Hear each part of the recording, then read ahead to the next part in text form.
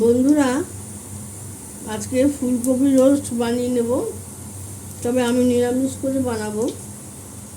ফুলকপিগুলো এখানে একটু জলের মধ্যে ভাপ দিয়ে নিয়েছি, যারা এই জলটা করতে হবে না, চরবর করে দিতে।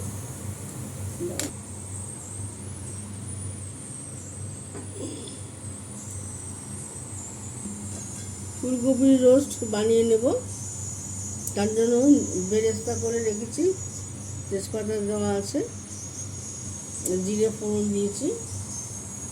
আমি এটা নিরামিষ করে করব। একটুখানি জিরে ফোড়ন দিয়েছি, গরম মশলাটা দিয়ে দিলাম।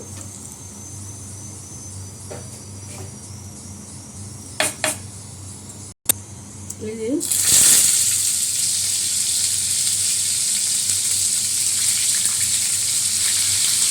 ফুলকপিগুলো ছেড়ে দিচ্ছি, এগুলো একটু ভালো করে ভাজা হোক।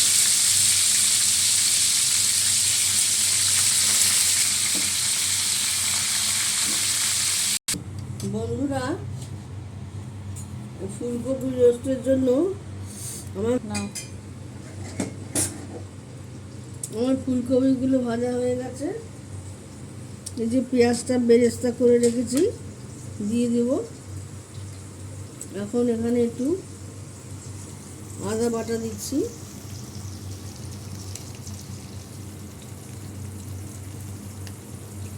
তেজপাতা ফোড়ন তো আগিয়ে দিয়ে দিয়েছি।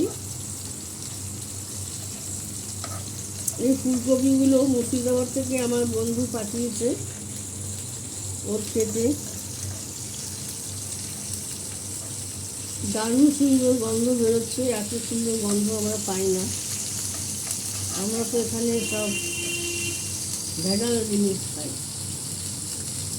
আচ্ছা, এই যে বাদাম বাটা দিয়ে দেবো।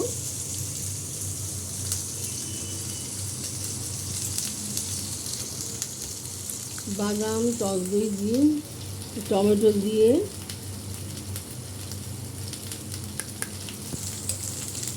এটা এখানে দিয়ে দেবো।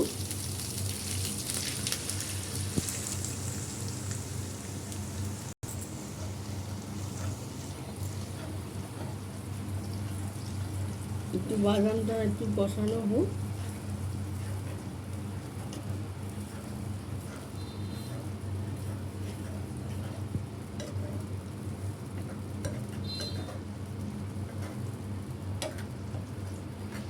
সাদা তেল দিয়ে করছি বন্ধুরা, এইভাবে করে খাবেন। নিরামিষ করে নিরামিষ দিয়ে পেঁয়াজ বেরেস্তাটা দেবেন না, আমি আজকে একটু দিচ্ছি পেঁয়াজ বেরেস্তাটা।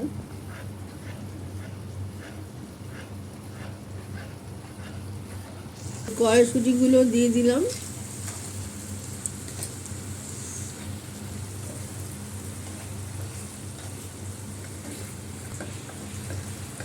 বেশি ভাজবো না, বাদামটা হালকা হালকা থাকবে। কটা কাঁচা লঙ্কা দিয়ে দিলাম।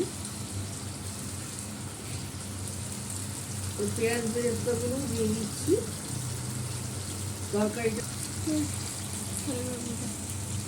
পেঁয়াজ বেরেস্তাগুলো দিয়ে দিলাম, তরকারিটা একটা সুন্দর গন্ধ হবে। এটাতে হলুদ পড়বে না, লঙ্কাগুলোও দেবো না, টমেটোর একটা সুন্দর রঙ এসছে। এবার আস্তে আস্তে ফুলকপিগুলো দিয়ে দেবো।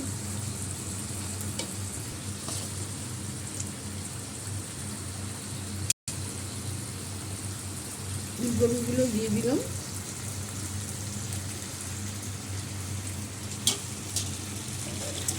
তার জন্য ফুলকপি পাঠিয়েছে, আমি তো ফুলকপি ওকে খাওয়াতে পারবো না।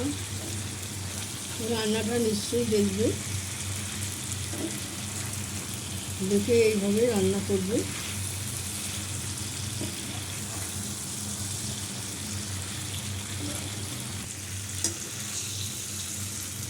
দেখুন বন্ধুরা, আমার ফুলকপির তরকারি হয়ে গেছে রোস্ট।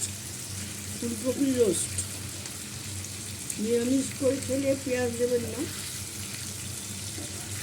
আমি অবশ্য একটু গন্ধ হওয়ার জন্য পেঁয়াজ দিয়েছি, বেরেস্তার একটা সুন্দর গন্ধ হয়। শেয়ার কমেন্ট করে দেবেন। আর এইভাবে ফুলকপি লেন্সটা রোস্ট করে খাবেন।